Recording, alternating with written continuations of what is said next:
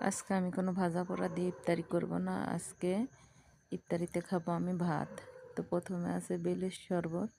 এটা আমাদের গাছের বেল। তো আলহামদুলিল্লাহ গাছে অনেকগুলো বেল ধরছিল। তো প্রত্যেক রোজায় একটা একটা করে বেল গাছ থেকে পড়ে। এটা হচ্ছে বেগুন ভাজি আর এই হচ্ছে ভাত।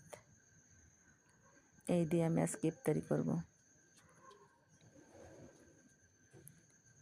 আরেকটা জিনিস সেটা হচ্ছে কলা।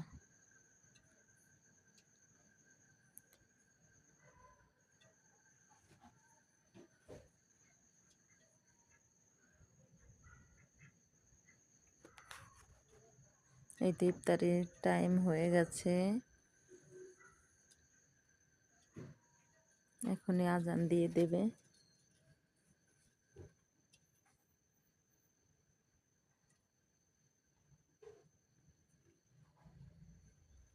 তো শরবতটা আমি খেয়ে নিলাম, এবার আমি খাবো ভাত।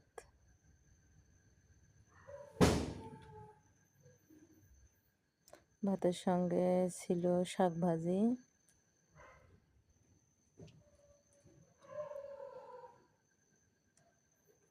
আর বেগুন ভাজি।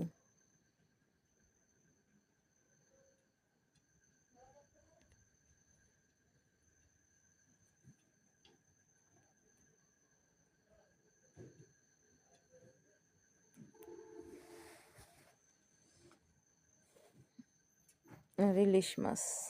এটাই ছিল আমার আজকে ইফতারি।